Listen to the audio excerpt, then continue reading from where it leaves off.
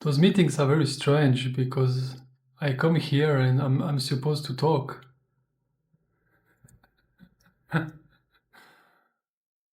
But there is not much to be said about this topic. So I find myself in a strange position because being silent, um, I am under the belief that there will maybe not be a lot of transmission happening.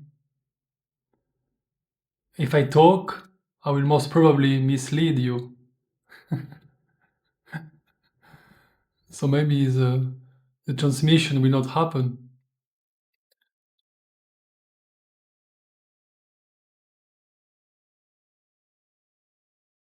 So here I am in this position of I don't know what to do. And it's very interesting because if you are sensitive enough, you will see that in your everyday life, it's this sense of I don't know what to do. it's, it's always present if you perceive your experience through the layer of thoughts. I don't know what to do. To be able to do something, you must know what's happening.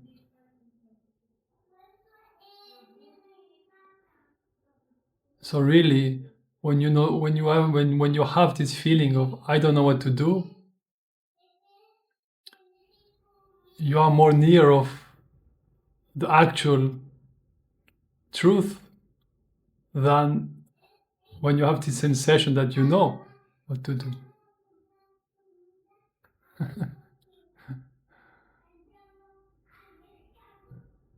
So even if actuality, what is right here, is the only thing that is happening, is the only experience that you are engaged with, at the same time, you don't know anything about it. So not knowing what to do is the highest knowing possible for your limited mind. The realization of the limitation of thought, of human logic, is the highest understanding possible. But often the mind is not interested into that because it cannot do anything with that. It cannot sell books, you cannot create a new therapy, you cannot become a better human.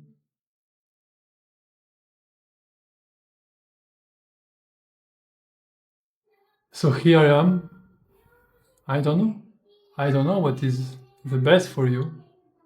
I don't know what I'm saying really, the way I speak. I'm listening just as you do. I'm listening. I'm surprised by everything that is spoken. I'm as much surprised as you do. So a knowing is the highest understanding, and from a human perspective, is the most useless thing possible. Now, the good news is that you are not human. So it is very useful to you because when you understand the limitation of your mind, you understand the limitation of human logic.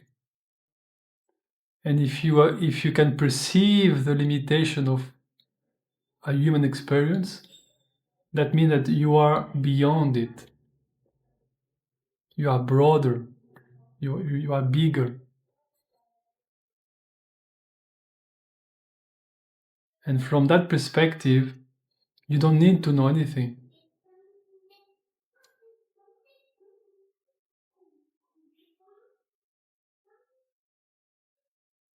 Often knowing, this desire to know, if we are sensitive and we really go in the root of it, into the root, to the essence of this, I want to know, I want to know, I want to know, I want to know this, I want to know this, I want to know that. This seeking for knowing, for knowledge, arises from fear.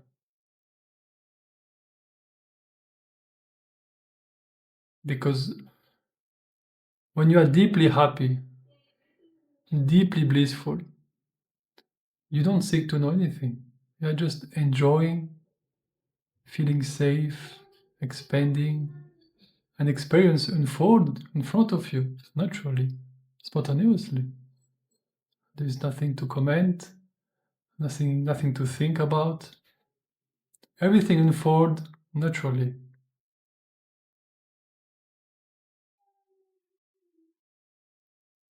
But when we start to feel and think about ourselves as a separate entity, as an individual living in a vast universe of a complexity that is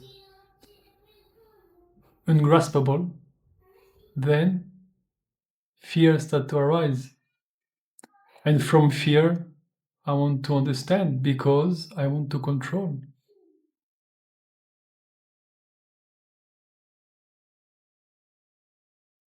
And that's why often to speak about this impossibility to know anything except your own limitations can wake up a lot of restlessness, agitation, and fear. Because it shakes the very foundation of our sense of individuality.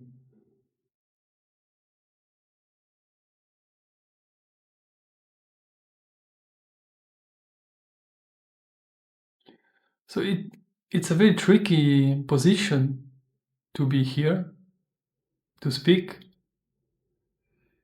when at the same time I don't know anything.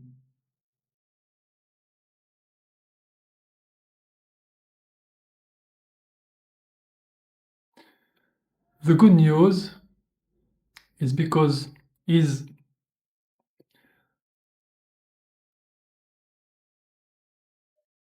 nothing I say is a fact or is accurate. Nothing. So I'm completely free to let language, to let speech, and to let intuition guide, yeah, the action of talking. I can completely let go of the control of controlling the speaker, because nothing that the speaker say is accurate anyway. It's more like an art form. I'm not speaking to transmit knowledge. Yeah. Speaking is more an art form. It's for the pleasure of listening. So I speak, or the speaker speak for the pleasure, and you are listening for the pleasure. And when the conversation ends, the pleasure can still resonate within you. Just like when you go into a gallery to watch paint, or you go to a concert to listen to music, or you go to a theater to watch a movie or a spectacle. Something happened, but it's not about knowledge. It's about direct experience and direct pleasure, the pleasure of experiencing something or being engaged with something directly. And when the gallery close, when the concert finish, when the movie ends, You step out of the room of the experience, but something keep echoing within you. The pleasure, the the tactile experience, everything still within you, resonating. And if you keep in tune with this echo, with this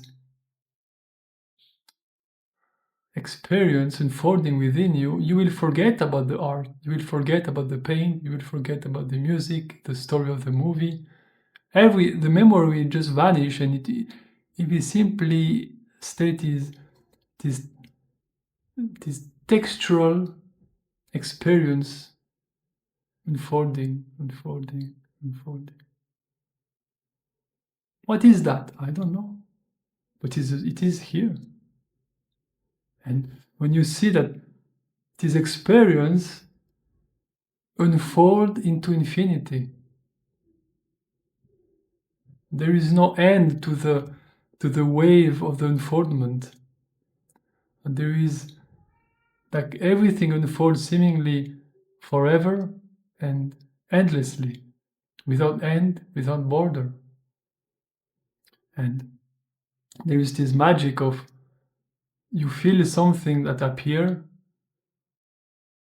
an experience appear, and there is this unfolding, unfolding, unfolding, unfolding, unfolding, unfolding.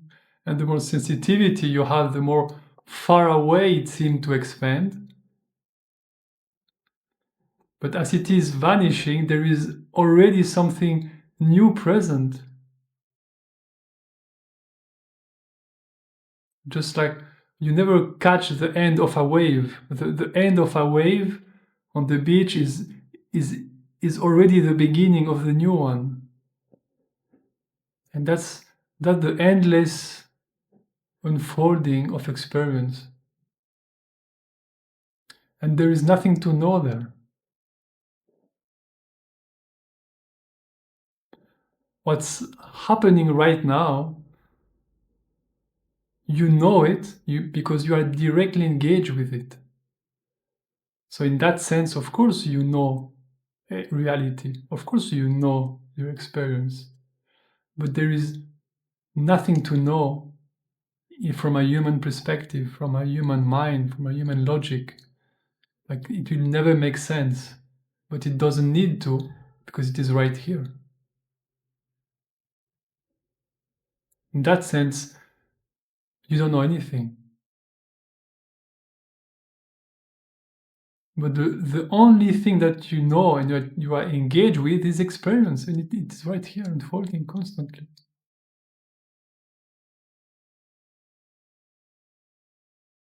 And this immensity, this endless experience is from a mystery, who knows why or how, we are experiencing limitation everywhere. Thoughts seem to be limiting us constantly. Sensations seem to limit us constantly.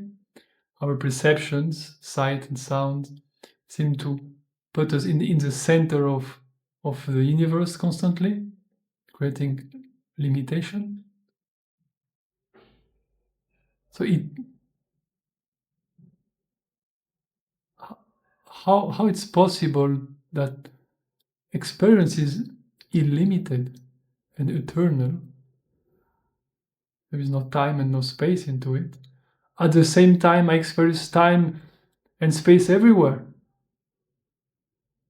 And that's the beauty. The ultimate freedom is to express bondage.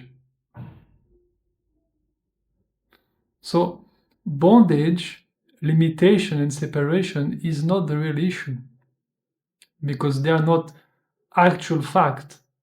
They are manufactured by experience itself.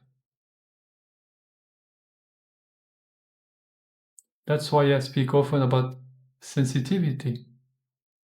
The more you are sensitive to what is actually here, the more you will feel the freedom from limitation. But the more you are sensitive, the more you are perceiving the limitations. So seeing is the healing. Seeing is the freedom. When you see a limitation, you are free from it.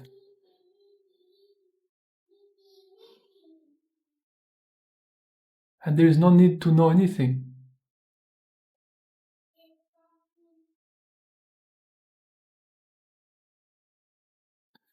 The human logic is useful when you feel trapped within it. So often we can use human logic to show you the limitation of itself. But at some point, when you see the limitation of human mind, there is nothing more to do there. The,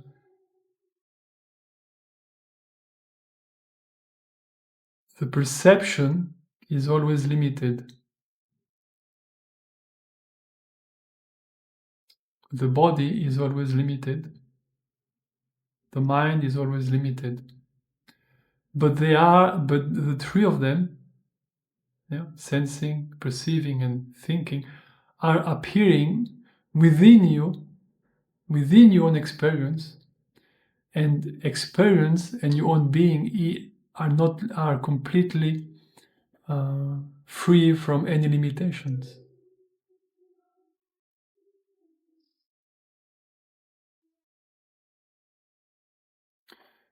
Drawing a prison cell on paper will not make you condemned to be in jail.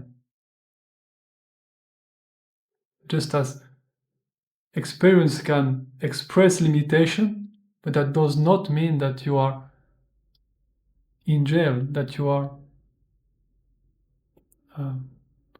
limited by the expression that are appearing to you. In fact, it's quite the opposite. The more you see the appearance for what they are, you are free from them. They can still appear, but you are free from them.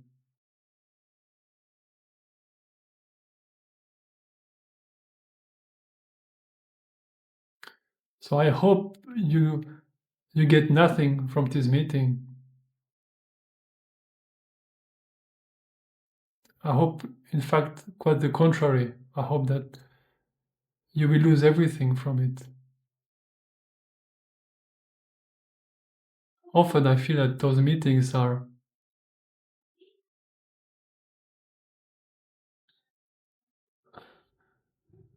it's like giving expressing enough so you're not bored and you keep coming, you keep interesting, you keep this energy, this curiosity, this inquiry on.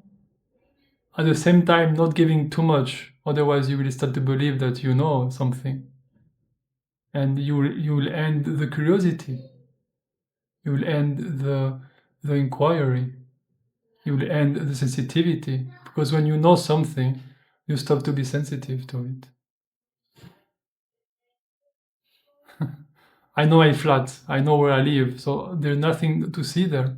I need to take an airplane and to go to the other part of the world to see something new. Oh, so you know where you live, right? So you start to be sensitive to it. I know my family, my wife, my son.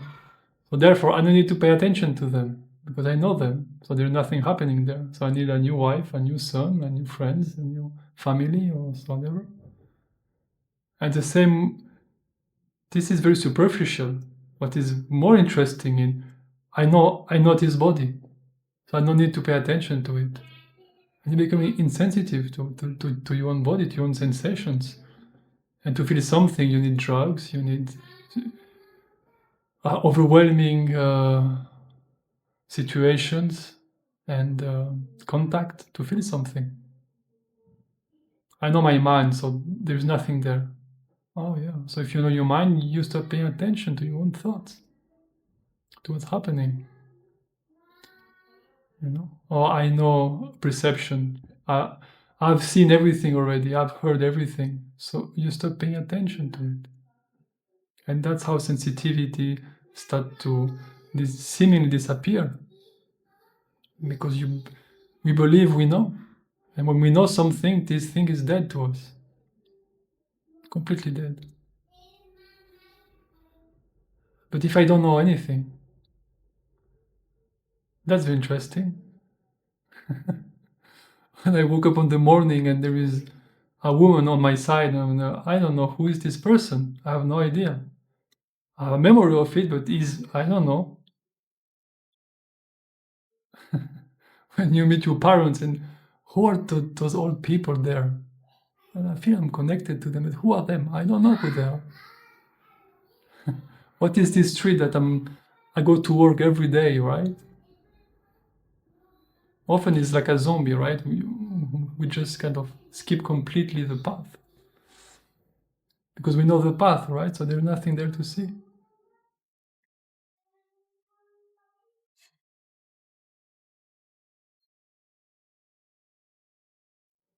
So I don't know is the best starting point. It keeps us alive. It keeps everything alive. I don't know anything. Anything. I don't know. Let's see. Is it true today? You woke up in the morning and this is your body, this is your personality, this is your life, this is your work, this is your emotion, this is that. And after all of this is, oh yeah, this is what I know. Then you want to change your life. Then you want to be curious, but curiosity is dead already. No, I don't know anything.